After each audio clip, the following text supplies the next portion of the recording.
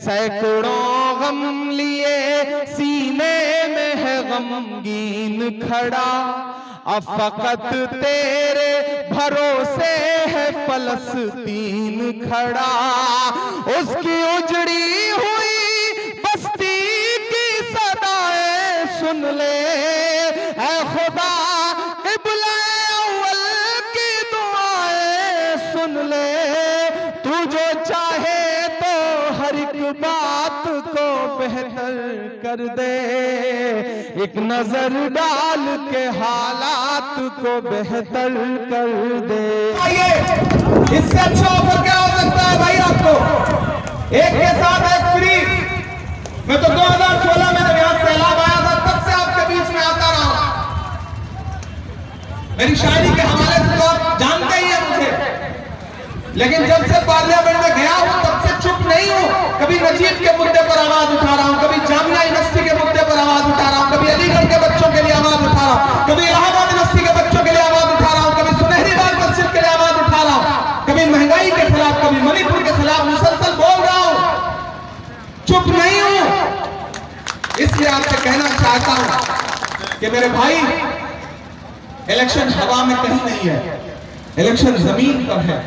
और जमीन पर इस मुल्क में नफरत के खिलाफ सबसे बड़ी लड़ाई कोई लड़ रहा है तो राहुल गांधी लड़ रहे हैं। ये सच्चाई है। मुझे बताओ, राहुल गांधी का नारा क्या था? नफरत छोड़ो भारत जोड़ो। बहुत संजीदगी से सुनना। नफरत के सबसे ज्यादा शिकार कौन है? कौन है? हम है ना, आप हो ना, आप हो ना। कौन से चौराहे पर, कौन सी ट्रेन में, कहां इबादत करते हुए कौन सी भीड़ मारते, कुछ पता है? उस नफरत का शिकार कौन है? हम हैं, आप हैं। तो नफरत खत्म होगी तो सुकून किसको मिलेगा? सुकून किसको मिलेगा? नफरत कम होगी तो हमको मिलेगा, आपको मिलेगा ना। तो वो इंसान नफरत खत्म करने के लिए कितना किलोमीटर चला? 4000 किलोमीटर। 4000 किलोमीटर का मतलब समझते हैं? 4 किलोमीटर पैदल चलना हो तो समझ में आता है, 40 चलना हो तो समझ में आता है। वो आदमी रोज 25 किलोमीटर पैदल चलता था, लाखों लोगों को गले से लगाता था। और मैं डगलुआ में खड़ा होकर एक बात कह रहा हूं, यहाँ दानिश्वर लोग बैठे हैं, यहाँ हमारे मजहबी रहनुमा बैठे हैं, यहाँ तमाम बुजुर्ग बैठे हैं। अरे आप तो वो लोग हो ना जो इस बात पर ईमान रखते हो कि मजदूर का पसीना सूखने से पहले उसको उसकी मजदूरी दे देनी चाहिए। रखते हो या नहीं रखते हो? रखते हो इस बात पर ईमान ना? हमारा ईमान है इस बात पर कि मजदूर का पसीना सूखने से पहले उसकी मजदूरी उसको दे देनी चाहिए। मैंने देखा है राहुल गांधी के पांव के छाले, मैंने देखा है राहुल गांधी के बहते हुए पसीने को। वो पसीना अभी सूखा नहीं है। मैं राहुल गांधी की मजदूरी मांगने के लिए आपके बीच में आया हूं और मुझे पूरा यकीन है कि आप मुझे मायूस नहीं करेंगे।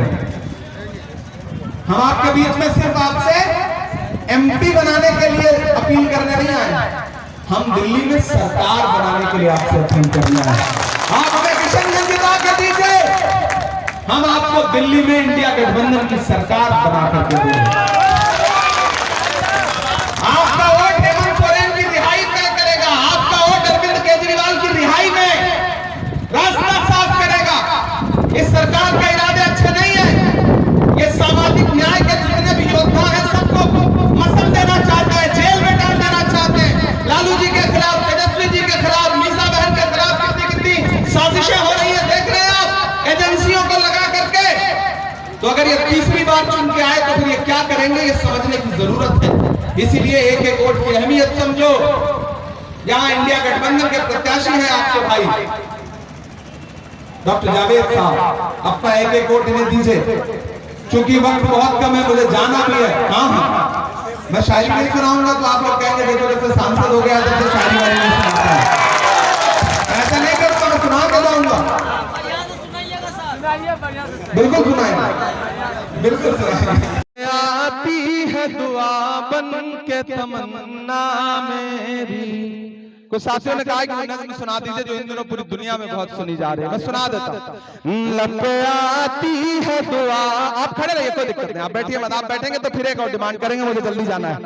लब आती है दुआ बन के तमन्ना मेरी, सुन ले तू आज ये फरियाद खुदाया मेरी, लब पे आती है दुआ बन के तमन्ना मेरी। तेरे महबूब ने जिस सिमत किए थे सजदे, हुक्म से तेरे वो असहाबे नबी के सजदे, सैकड़ों गम लिए सीने में है गमगीन खड़ा, अब फकत तेरे भरोसे है फलस्तीन खड़ा। उसकी उजड़ी हुई बस्ती की सदाएं सुन ले, ऐ खुदा क़िबला अव्वल की दुआएं सुन ले। तू जो चाहे तो हर एक बात को बेहतर कर दे, एक नजर डाल के हालात को बेहतर कर दे। लब आती है, आधी नज़्म सुना के जा रहा हूं, सच्चाई है कि इतना थका हुआ हूं कि आगे सुनाया ही नहीं जा रहा है। 4 जून को रिजल्ट आइए, डॉक्टर जावेद साहब खर्चा वर्चा कम करते हैं, मैं इनसे कहूंगा कि उसके बाद एक मुशायरा करवाएंगे, तब उसमें आऊंगा और आपको खूब सारी शायरी सुनाऊंगा, ये मैं आपसे वादा करता हूं। जीत का जश्न मनाने इंशाल्लाह फिर आऊंगा। ये सारे चेहरे नजर में रखिएगा।